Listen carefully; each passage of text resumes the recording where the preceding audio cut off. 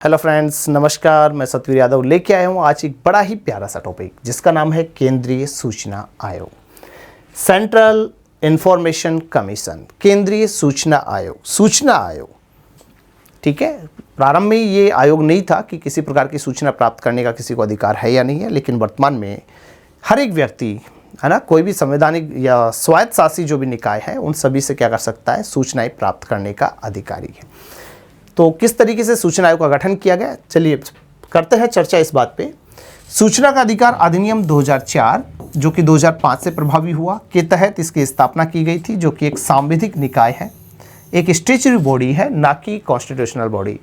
यह एक statutory body है जिसके अंदर एक मुख्य सूचना आयुक्त होता है, साथ ही इसमें अधिकतम 10 सदस्य हो सकते हैं, यानी कि एक और साथ में अधिकतम कितने सदस्य, 10 सदस्य हो सकते हैं।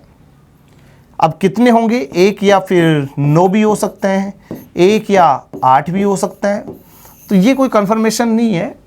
1 से लेकर के 10 के बीच में कितने भी हो सकते हैं, जिनकी नियुक्ति राष्ट्रपति करेगा, ठीक है ना। केंद्रीय सूचना आयोग के अध्यक्ष सदस्यों की नियुक्ति राष्ट्रपति करेगा, प्रधानमंत्री की सिफारिश पर करता है, और इनकी पुनर्नियुक्ति भी हो सकती है, दोबारा से भी इनको अपॉइंट किया जा सकता है।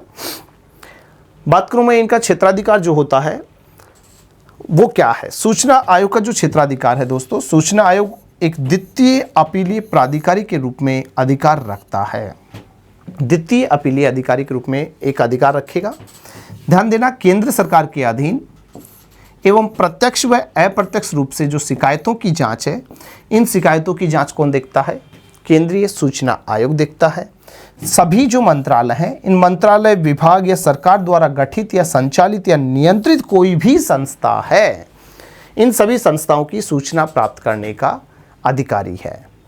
तो इन सभी के बारे में हम सूचना प्राप्त कर सकते हैं सूचना आयोग से। सूचना प्राप्त करने के लिए करना क्या होता है, ये प्रोसेस भी हमें ध्यान में रखना है। सूचना प्राप्त करने के लिए सबसे पहले हमें क्या करना होता है दोस्तों, एक आवेदन करना होता है, जिसके लिए 10 रुपये आवेदन शुल्क होता है। कितना, 10 रुपये। सूचना आयोग आपको सूचना देगा, उसके लिए सूचना शुल्क जो होता है प्रत्येक पेज का 2 रुपये लेता है सूचना आयोग हमसे। 10 रुपये का एक आवेदन शुल्क हम जमा करवा के सूचना प्राप्त कर सकते हैं किसी भी प्राधिकारी के संदर्भ में। अब मांगी गई जो सूचना है, इस सूचना की आगामी 30 दिन में लोक सूचना अधिकारी आपको क्या करवाएगा, सूचना उपलब्ध करवाता है, ठीक है। लेकिन अगर जीवन से संबंधित अगर कोई सूचना है, तो जीवन से संबंधित सूचना मात्र कितने घंटे में, 3 महीने में नहीं, सिर्फ और सिर्फ 48 घंटे के अंदर देना अनिवार्य होता है। अब हमने यहाँ पर सूचना मांगी, लोक सूचना अधिकारी यहाँ पर सूचना देगा, लेकिन मान के चलिए कि यहाँ से सूचना प्राप्त नहीं हो रही, तो उच्च अधिकारी के समक्ष प्रथम अपील की जाती है, जो 30 दिन की प्रक्रिया में होती है। यानी कि 30 दिन हमने कहाँ पे दे दी, 30 दिन हमने दे दी लोक सूचना अधिकारी को, उसके बाद में 30 दिन द्वितीय अपीलीय अधिकारी के पास पहुंचा दी, 30 दिन द्वितीय अपीलीय अधिकारी।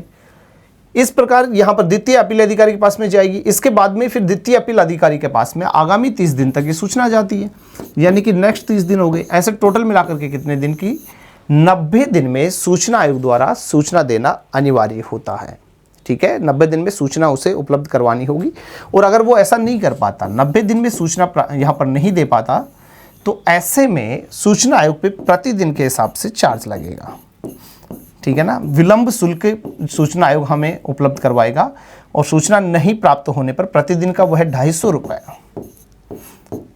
प्रतिदिन का कितना, 250 रुपये। हो सकता है 10 दिन, 20 दिन या फिर 30 दिन में वो सूचना नहीं दे पा रहा है, तो ऐसे में प्रतिदिन के हिसाब से वो क्या कर रहा है, 250 रुपये के हिसाब से हमें वो क्या करेगा, विलंब शुल्क के रूप में हमें दिए जाएंगे। यानी कि हम नहीं देंगे, डिपार्टमेंट हमें देगा, या फिर डिपार्टमेंट के ऊपर अधिकतम 25,000 रुपये तक का जुर्माना भी लगाया जा सकता है। भारत में अगर मैं बात करूँ तो प्रथम जो सूचना आयुक्त बने थे उनका नाम था वजाहत हबीबुल्ला साहब, ओके, वजाहत हबीबुल्ला।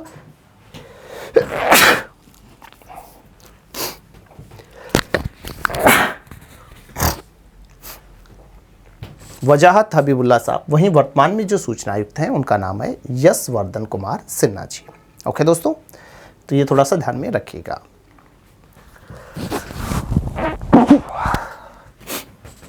एक चीज और हमें यहाँ पे जान लेनी होगी कि जो सूचना का अधिकार अधिनियम है 2019, जो कि इसमें संशोधन